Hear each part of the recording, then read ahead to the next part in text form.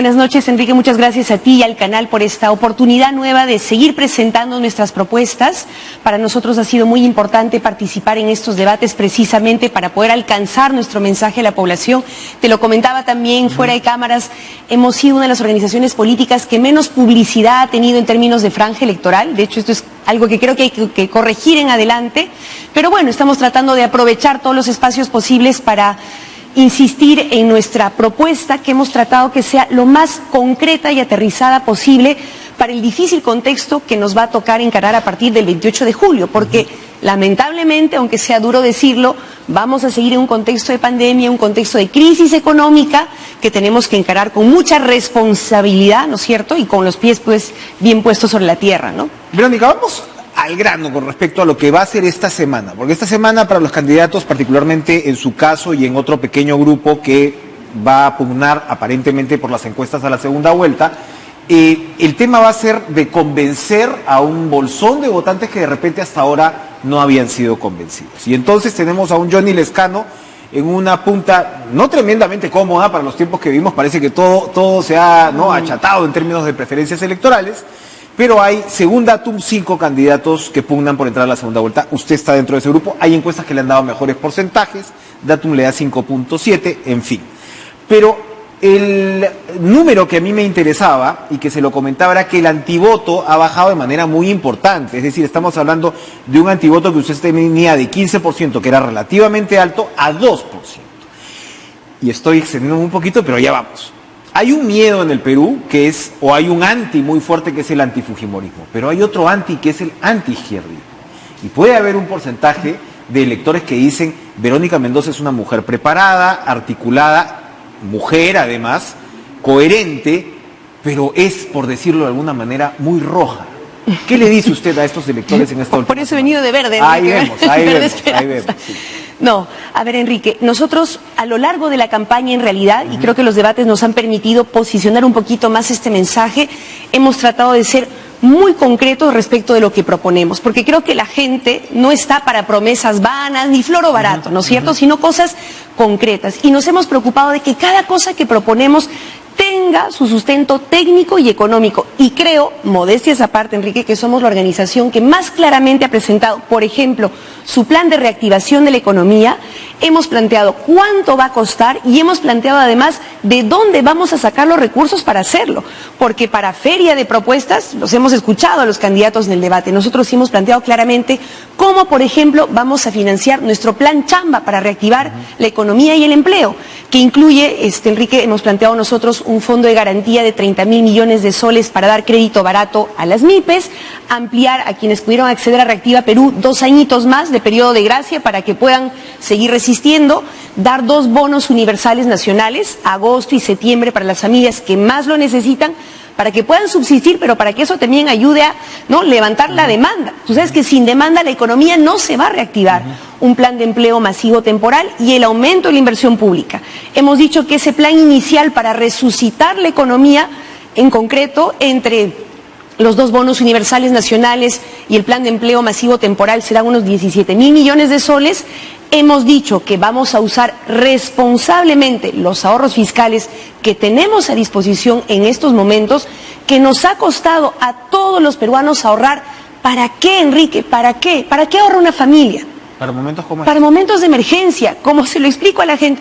Si una familia tiene ahorritos y un familiar se le enferma, su vida corre riesgo, ¿tú qué haces con tus ahorros? Los utilizas sin dudarlo un solo minuto, y eso es lo que nosotros proponemos, no para despilfarrar el dinero en lo que sea, sino para salvar la vida de la gente, para resucitar la economía como un primer momento, ¿no es cierto?, y luego complementar eso con una reforma tributaria para que el Estado pueda recaudar más platita para la salud, la educación, la vivienda, y luego una revolución productiva para producir más riqueza, distribuirla mejor, ¿no? En momentos... La reforma tributaria, ¿en qué se resumiría? Porque, claro, el argumento de la reforma tributaria, en el Perú, el tema tributario es todo un desafío.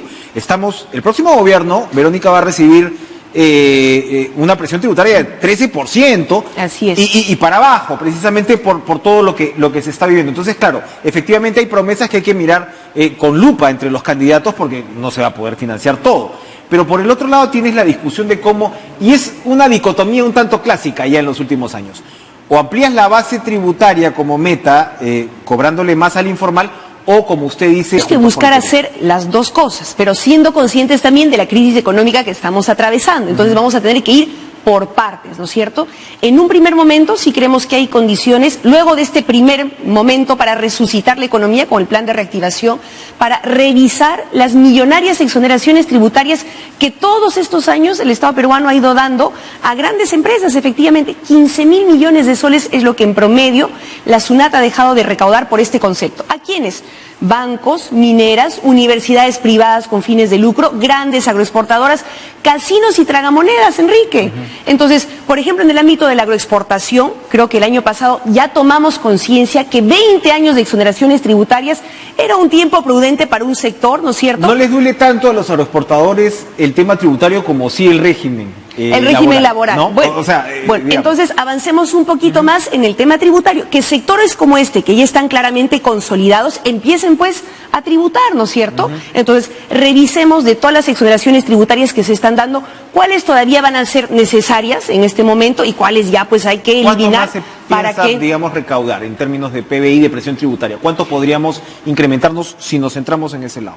Mira, no tenemos el cálculo exacto porque no tenemos la información a la que pueden en estos momentos acceder la SUNAT. No somos todavía gobierno, Enrique, pero entre exoneraciones tributarias, luego también combatir eficazmente la evasión y la elusión tributaria, que es un concepto por el que perdemos aún más, ¿no? 60.000 millones de soles en promedio, es una barbaridad de plata.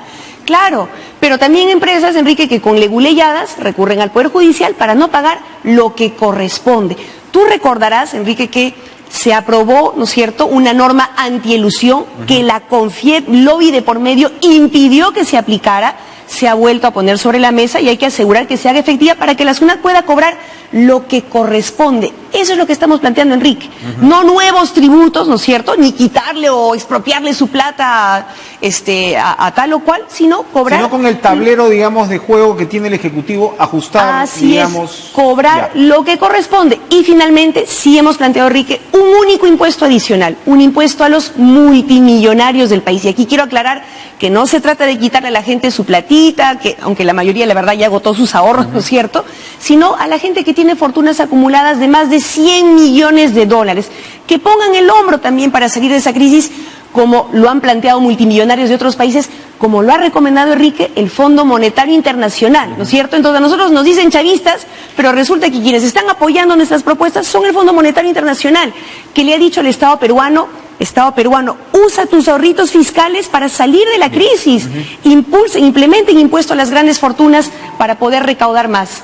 Otro de los ejes que usted ha estado manejando y que también levanta el anti, por momentos, es el tema estatista.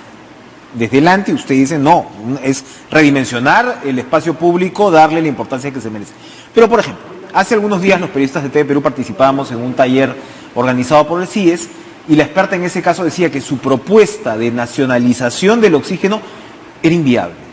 No se iba a poder hacer. Y más que entrar en el detalle de eso, a lo que quería ir era, ¿usted no confía demasiado en las capacidades del Estado peruano? Cuando uno se acerca al Estado peruano, pues sabe no solamente las limitaciones que hay en términos burocráticos, en términos, Verónica, de un Estado que no conversa entre sí, de un Estado que funciona en compartimentos estancos. Y hay que decirlo también con cierto dolor, la calidad en los recursos humanos en muchos casos de especialidad dentro del Estado son bien básicas.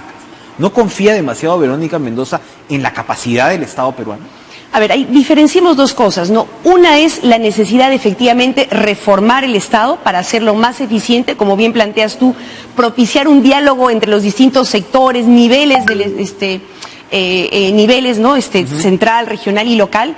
Y otra cosa es entender cómo podemos poner al servicio de la nación los recursos y las riquezas que sí tenemos, Enrique.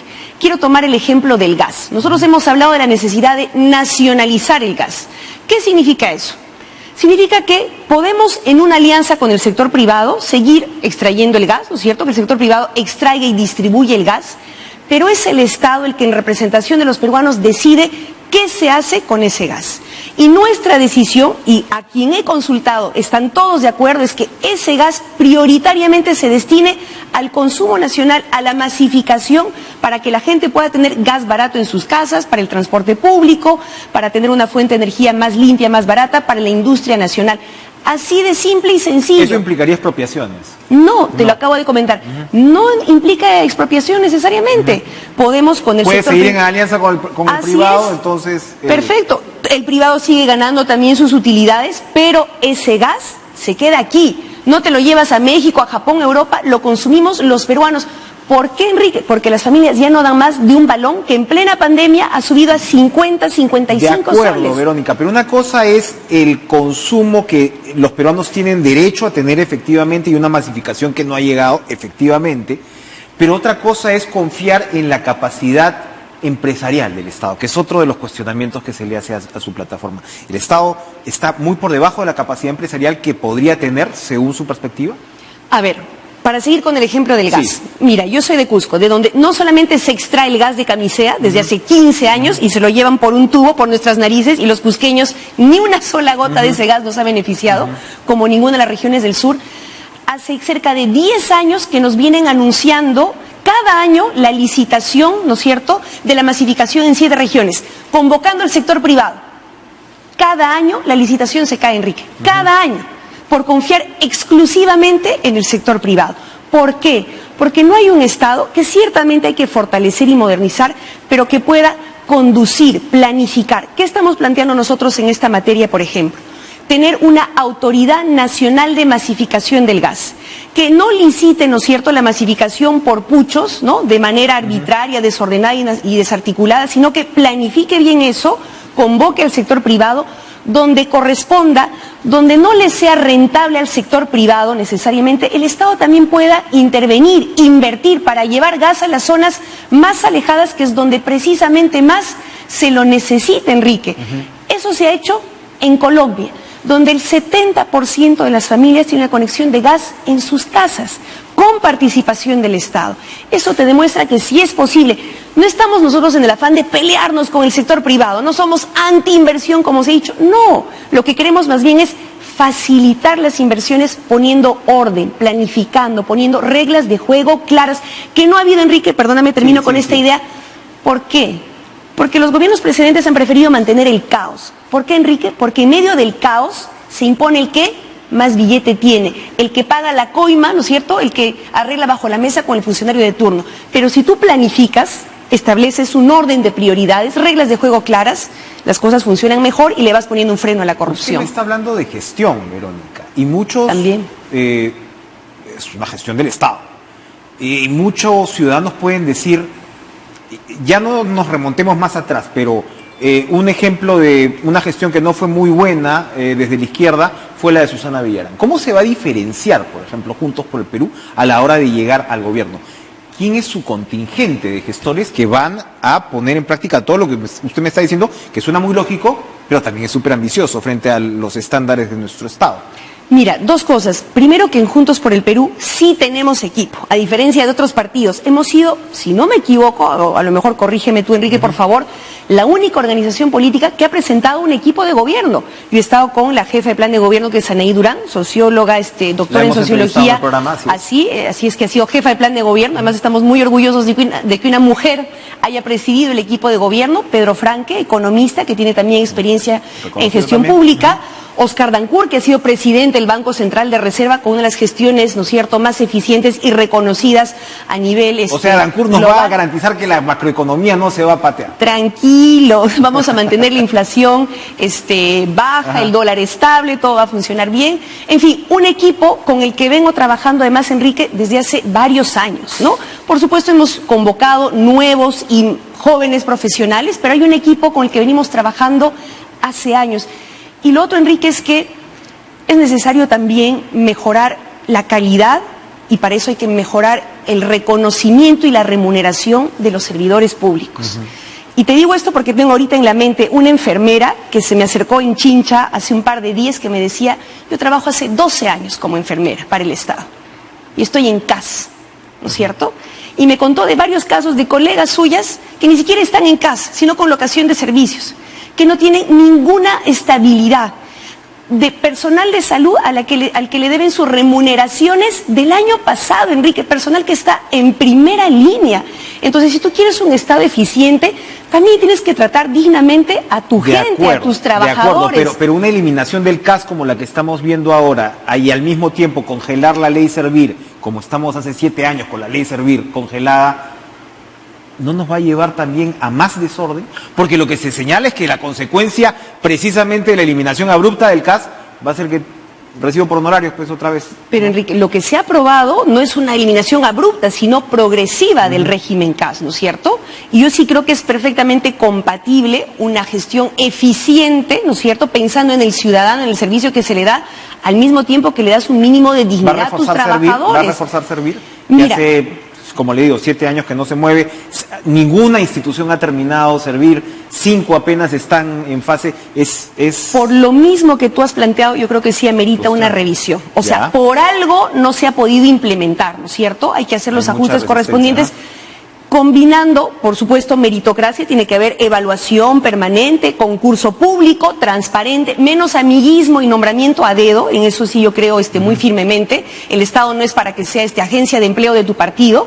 Concursarán también los miembros del partido y serán nombrados en función de sus capacidades, pero creo que eso se puede combinar también con un trato digno a los trabajadores del Estado, a los servidores públicos. Lo deseable y lo posible. La política es el arte de lo posible también. El Congreso que va a enfrentar al próximo gobierno no va a ser un Congreso estructurado, evidentemente, va a ser un Congreso fraccionado y ya sabemos lo que ha pasado con un Congreso y un Ejecutivo enfrentado, como lo que hemos vivido en los últimos 5 años. Ha sido una desgracia institucional la que ha vivido el Perú los últimos 5 años. ¿Cómo enfrentar eso? Por ejemplo, ¿usted entraría con todo con la nueva Constitución?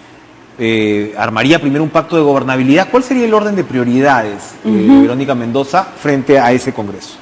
O sea, primero, Enrique, las prioridades del país, ¿no es cierto? Vacunación universal y gratuita, producción y distribución de oxígeno, acceso a Internet lo más rápido posible, ramificando la red dorsal, etcétera, etcétera, reactivación de la economía. Y respecto de la necesidad de pactos, por supuesto que sí. Pero el primer y más importante pacto que tiene que hacer el futuro gobierno es con su pueblo. Y es el primero que haremos. ¿Por qué te lo digo, Enrique? Esto puede parecer obvio, evidente, pero todos los últimos gobiernos, lo primero que hicieron al llegar fue traicionar el programa por el cual habían sido elegidos. Traicionar las expectativas de cambio. ¿Cómo se firma ese pacto? ¿Con un referéndum? Es nuestro programa. Si la gente nos da su confianza para ser gobierno, es porque habrá votado por nuestro programa, un programa de cambio, un programa que garantiza salud, educación como derechos, que impulsa la reactivación de la economía. Entonces, nuestro primer pacto será con la gente, respetando aquello por lo cual votó. Cumplir el programa de gobierno. No traicionando, como hicieron todos los otros, las expectativas de cambio de la gente, arrodillándose ante los poderosos el día número 1. En segundo lugar, sí, Enrique, necesitamos diálogo y concertación con las fuerzas del Parlamento, por supuesto. Usted ha dicho sí. Fujimorismo y Podemos ni hablar. ¿Con quién sí? Corruptos y mafiosos, no. Mira, para serte muy sincera... Yo sé que en competencia es difícil mencionar incluso a los otros, pero ¿con quién sí? Porque si no, este país no avanza. Disculpe la insistencia. Te lo digo con toda franqueza. No, y yo entiendo, porque es lo que la gente también se está preguntando después de esta experiencia desastrosa de 5 años de bronca inacabable. Sinceramente, más que hablar de partidos, porque no tenemos partidos políticos institucionalizados donde tú digas, este partido en bloque piensan así, ¿no es cierto? O hay cohesión. Lo que tocará hacer es poner un programa sobre la mesa con las prioridades del país, vacunación, producción, distribución de oxígeno, reactivación de la economía, y convocar en torno a ese programa a todos, Enrique. Es una suerte de plataforma, todos. Es un nuevo acuerdo nacional, no es. Digo que sea lo mismo, pero por ahí, o sea, es una plataforma inclusiva, convocante. En función del programa, en función de la salud y la vida de la gente y la reactivación de la economía en un primer momento. Y ahí, bienvenidos todos, Enrique, no me importa qué partido sea, mientras sea gente honesta y comprometida con su país, tenemos que chambear juntos.